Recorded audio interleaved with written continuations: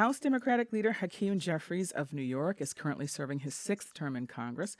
In 2022, he made history as the first black leader of any caucus in Congress. When he was chosen, Leader Jeffries took to the well of the Congress to give a rousing opening speech, which has become the basis of a new illustrated book. It's called The ABCs of Democracy. And the timing is fitting as his party struggles to make sense of the 2024 election, where former President Donald Trump was returned to the White House and the Democrats lost control of the Senate to Trump's Republican Party. Congressman Jeffries, thank you so much for being here. Good morning. Great to be with you. So, look, as we are speaking, the House is still in play. We don't know which party will control it.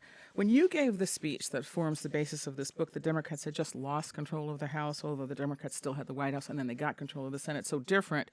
But you were in a place of needing to rally the troops, as it were. I was wondering what gave you the idea to kind of riff on the alphabet as the way to conclude your opening speech.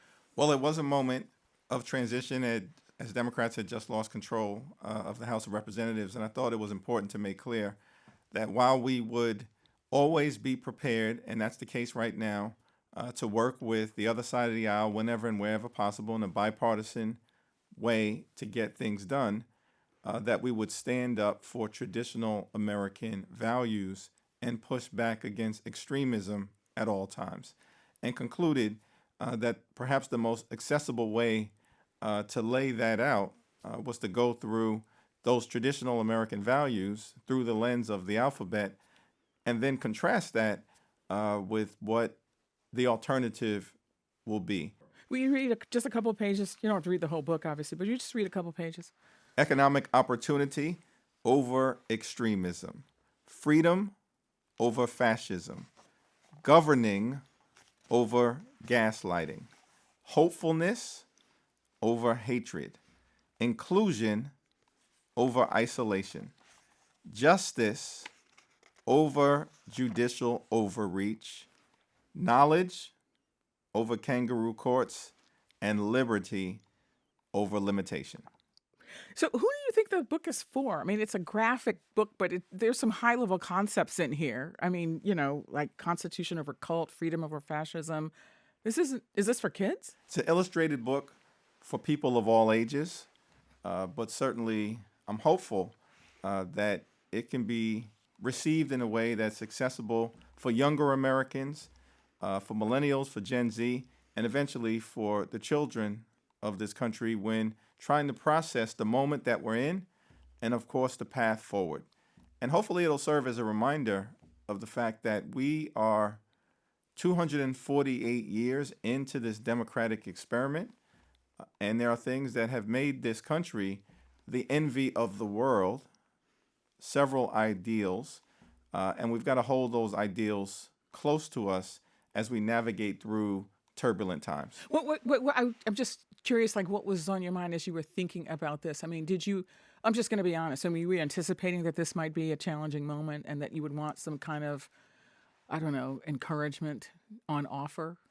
Well, I certainly, when I was preparing to deliver the speech, after 4 years in the majority and a successful term under the leadership of Speaker Pelosi in the Congress, partnering with Leader Schumer in the Senate, and of course, amazing leadership from President Biden and Vice President Harris, where Democrats had accomplished a lot on behalf of the American people, but recognizing that we still had more that needed to be done, and that there was a group of folks in the House of Representatives, not all Republicans, because there are still some traditional Republicans left, but some MAGA extremists who have a very different idea about the type of America they would like to bring about, and thought it was appropriate to lay out through the lens of the alphabet.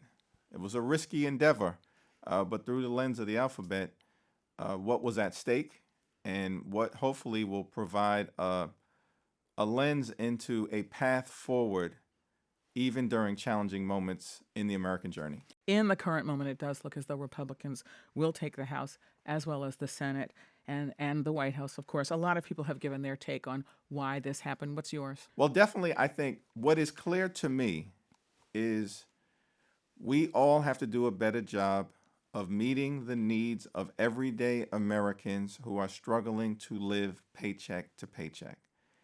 And the high housing prices, the high food prices, and the high gas prices that we've seen in America. Of course, that spiked in the aftermath of the shutdown of the economy connected to the once in a century pandemic, and that we are still navigating our way through to this moment, had a significant impact.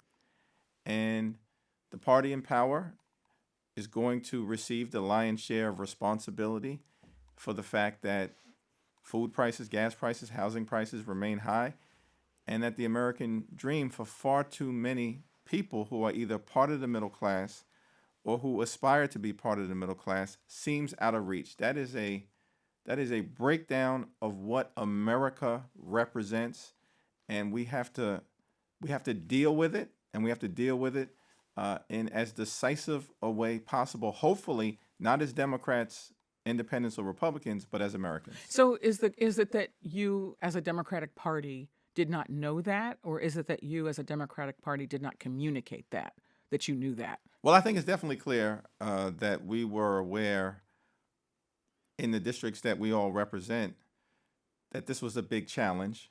And I think it's fair to say, at least in terms of House Democrats, where we had 31 battleground members in the toughest seats in the country who were incumbents, we will return 27 or 28, with one race still too close to call. That's 90% or so of our frontline members who weren't washed away in a wave. They are coming back because they were able to connect with the communities that they serve in the United States Congress, and now will continue to serve on the issues that matter, first and foremost relating to the economy, inflation, and lower costs. But is the issue here that the Democrats as a party did not communicate that they understood this, or did you not understand the weight of these economic pressures on your constituents? Which is it? From our perspective, I think what we have to do is talk to the overwhelming majority of incumbents who won in tough places across the country and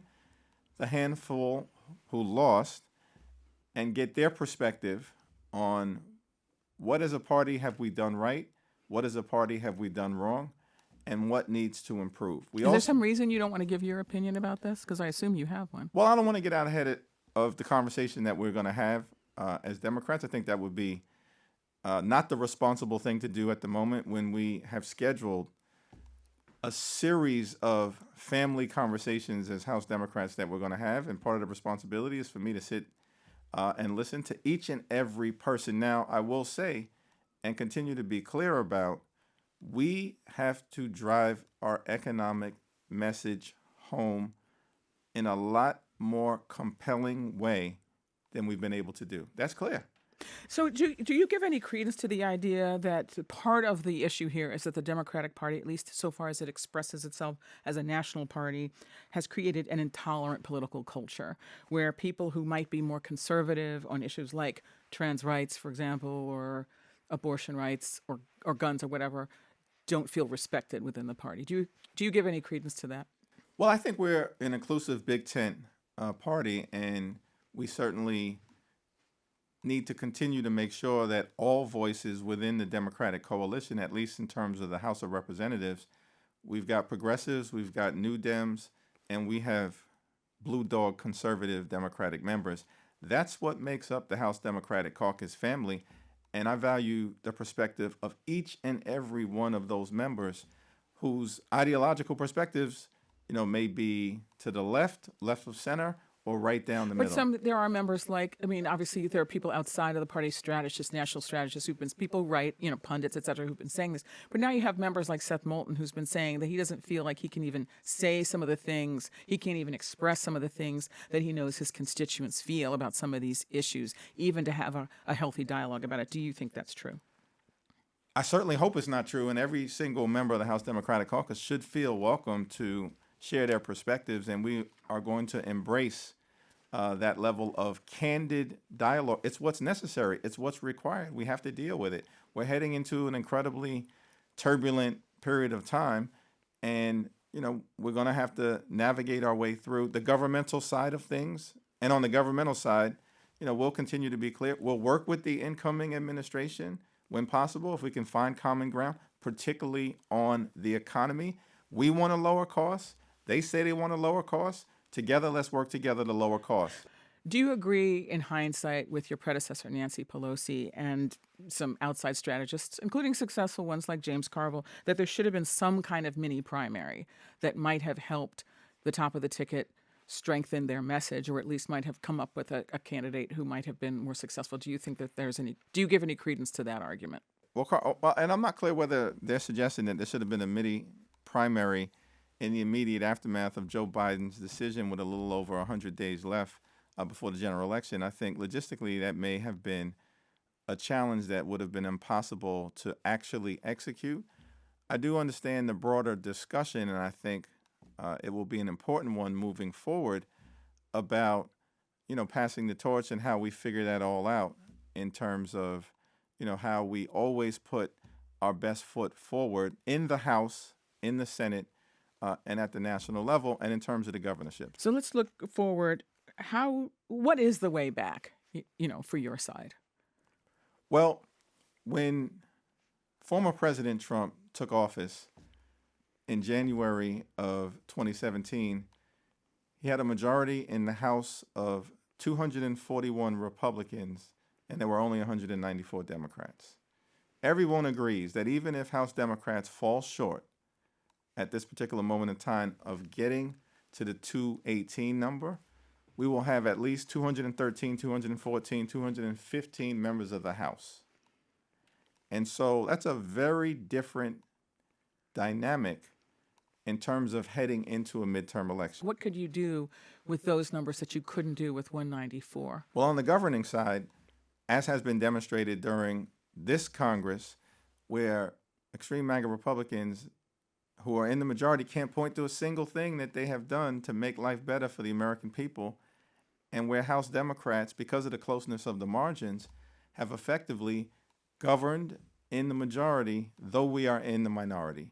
And the same dynamic will exist as we move forward, which is... Just to give an example, for example, that keeping the government open, right, preventing the government from shutting down because of the failure to pass budget bills through regular order, that would not have been accomplished without the votes of Democrats. Things of that... Well, that's correct, exactly, Michelle. About? No, well, definitively, and we can go through the list. Just one or two. Yeah, we avoided a catastrophic default on our nation's debt for the first time in American history, which would have crashed the economy because Democrats in the House provided a majority of votes to make sure that America paid her bills.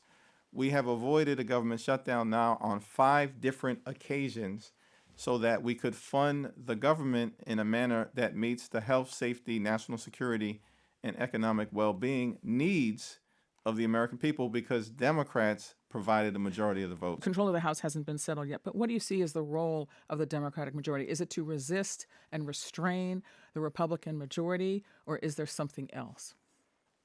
It's to solve problems on behalf of hardworking American taxpayers, and that clearly is going to require bipartisan cooperation, which we are willing to provide, while at the same time, we are going to push back against the extremism whenever and wherever it rears its ugly head. We will protect and defend Social Security, protect and defend Medicare, protect and defend the Affordable Care Act, protect and defend voting rights, and certainly protect and defend a woman's freedom to make her own reproductive health care decisions. And so we can find common ground, and we should, in terms of the issues that the American people have clearly said they want addressed. You've said that the Democrats need to have a family conversation. What does that look like? Like, who's invited?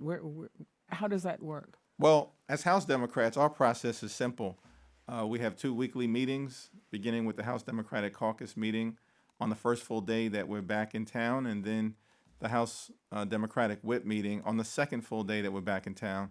And so those meetings are already in play, and it's open-ended. Members are invited to participate and share their thoughts in an unadulterated fashion. We've also scheduled, in addition to that, several listening sessions over the next few weeks so that we can get the benefit of the wisdom, the advice, the perspective, the experience of members of the House of Representatives who are on the front lines, and many of whom withstood a tough national environment and defied political gravity and overperformed.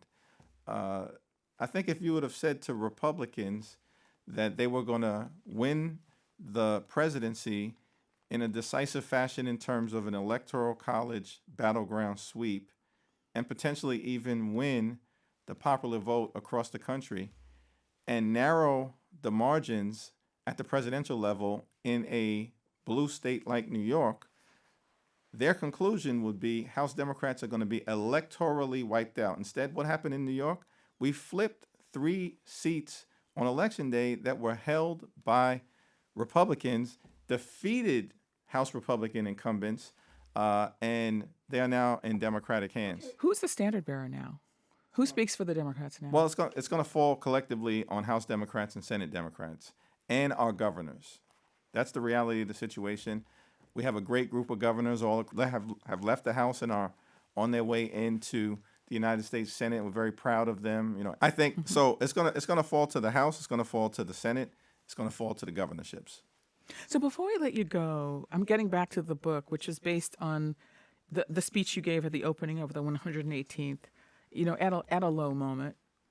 How are you keeping the spirits of members of your caucus alive through what is at least going to be a long winter?